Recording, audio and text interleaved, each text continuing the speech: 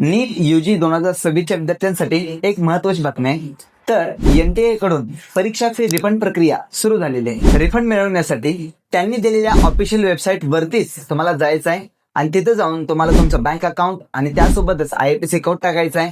त्यांनी दिलेली बेसिक माहिती पण तुम्हाला भरावी लागणार आहे आणि हे सर्व भरल्यानंतर जेवढे पण तुमचे पैसे आहेत ते सर्व पैसे रिफंड होतात, तेही तुमच्या ऑफिशियल बँक अकाउंटमध्ये.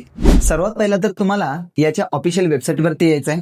याची ऑफिशियल वेबसाईट लिंक मी तुम्हाला सेंड करतो. कमेंट करा नीट. जे पण नीट कमेंट करतील त्यांना याची official website link direct send करण्यात येईल. आता त्या लिंकला क्लिक केल्यावर तुम्ही या वेबसाईटवरती येत आहे. आल्यानंतर रिफंडचा फॉर्म कसा भरायचा आहे ते तुम्हाला मी सांगतो. थोडंसं तुम्हाला खाली यायचं आहे आणि खाली आल्यानंतर एक छोटासा बॉक्स दिसतो कॅन्डिडेट ऍक्टिव्हिटीचा. त्याच्याच खाली फी रिफंड विंडो ऑप्शन येतो, त्याला क्लिक करायचं आहे.